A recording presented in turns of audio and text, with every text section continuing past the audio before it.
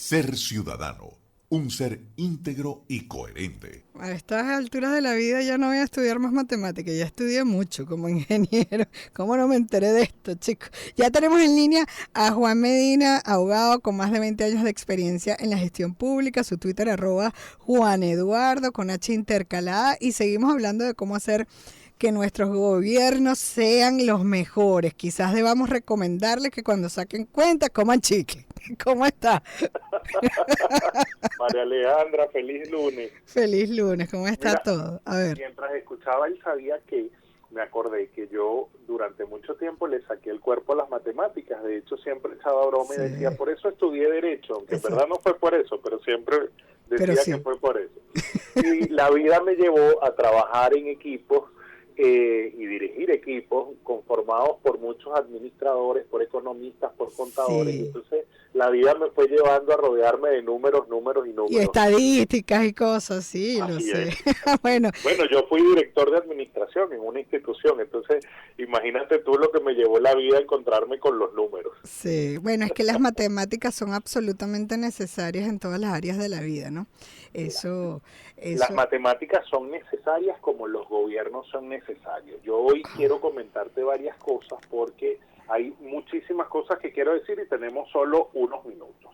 Okay. Alguien me comentaba alguien que escuchó la entrevista de la semana pasada me comentaba que porque yo decía que queremos gobiernos buenos, que por el contrario debería yo decir que ya no queremos gobiernos.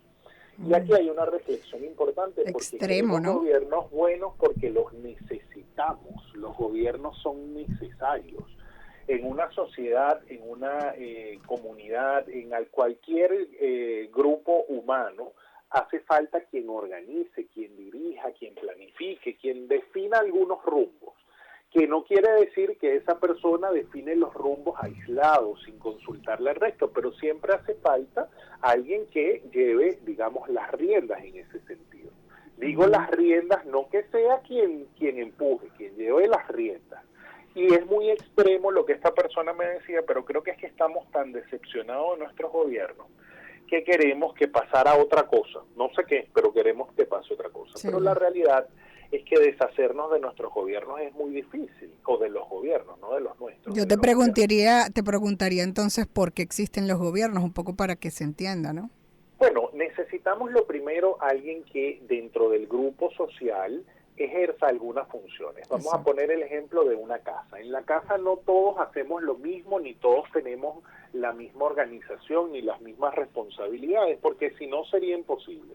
Si en la casa todos nos dedicamos a cocinar o en la casa todos nos dedicamos a limpiar, bueno, estaríamos dejando desatendidas otras áreas. Entonces, eso es lo primero que hace un gobierno, distribuir responsabilidades, atender los asuntos que están, pero de distintas maneras.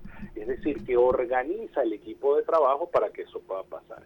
Y este ejemplo que parece muy sencillo en lo que estamos hablando es muy importante, porque imagínense una ciudad donde no hubiese quien organizara la policía, donde no hubiese quien organizara los servicios médicos, donde no hubiese quien pavimentara o cambiara los bombillos de los semáforos. Los gobiernos son necesarios, no podemos los ciudadanos autogestionar todos los servicios, porque caeríamos quizás en una anarquía.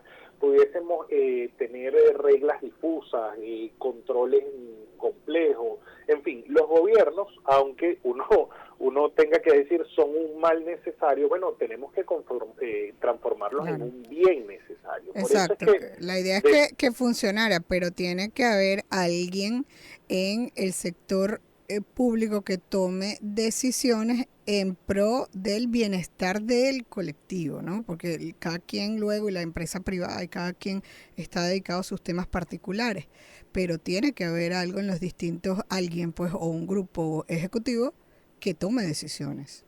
Así es, y por eso es que, y hago énfasis en esto, bueno, es un mal necesario, no, ojalá fuera un bien necesario, ojalá dijéramos, oye, los gobiernos son un bien necesario, qué bueno tener este gobierno, porque lo que sí queremos es que los gobiernos sean eficientes, sepan manejar los recursos, atiendan las prioridades, pero eso no se puede hacer aislado, eso no se puede hacer desde un escritorio, creyendo que el gobernante, como está electo, se las sabe todas y ya está dotado de un poder sobrenatural que le permite entender a los ciudadanos sin comunicarse con ellos. Pero ¿cómo hacemos para que nuestros gobiernos sean mejores, para que mejoren, para que tengamos esos buenos gobiernos? Bueno, no hay una fórmula mágica. Ojalá tuviésemos una varita de Harry Potter y pudiésemos decir expectum patronum y todos los males de los gobiernos se fueron.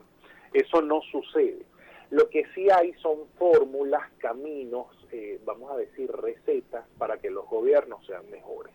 Y una buena receta que ha funcionado en el mundo, que trae muchos beneficios, es la receta del gobierno abierto, porque se basa en una relación de transparencia y de comunicación entre el gobernante y el gobernado, de manera tal que las decisiones que se toman en consenso, se toman en conjunto, que los recursos se destinan a las prioridades que esas decisiones han tomado, que los recursos atienden a mejorar la calidad de vida en las áreas que el ciudadano siente que son prioridad, que los recursos sirven para darle continuidad a esas áreas que se están atendiendo. Y por último, hay un elemento que cierra el ciclo, que es que no solo se toman las decisiones en conjunto, se ejecutan de manera conjunta, sino que además se rinde cuenta.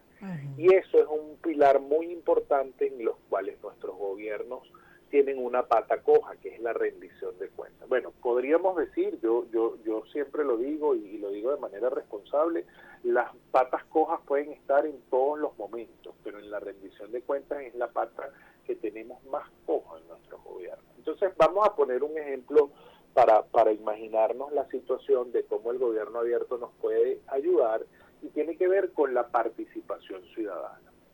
El esquema de gobierno abierto hace que uno sepa, ciudadano o el gobernante, sepa qué tiene que hacer, por dónde me meto, porque a veces nos pasa a nosotros en nuestros trabajos, y te debe haber pasado a ti, debes tener muchas historias de eso, por dónde me meto para mejorar esto que yo tengo, qué hago, por qué camino agarro para hacer que esto funcione mejor.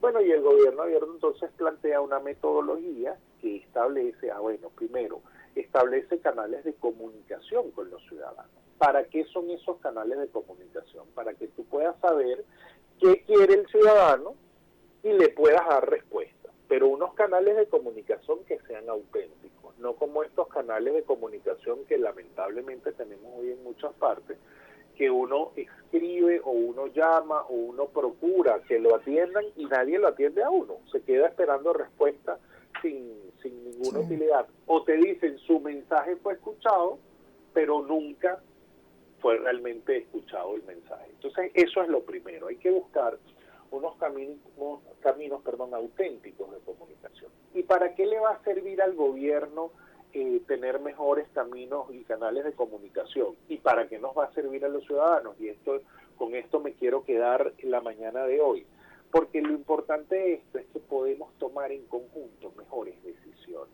María Alejandra, si tú tomas una decisión sola en tu casa, quizás sea una buena decisión, probablemente sí, pero si tú la tomas con tu esposo y con tus hijos, esa decisión va a ser aún mejor, porque vas a escuchar la visión distinta que tienes tú como madre, como cabeza de familia, distinta a la del padre, cabeza de familia, distinta a la de los hijos y probablemente distinta a la de los vecinos.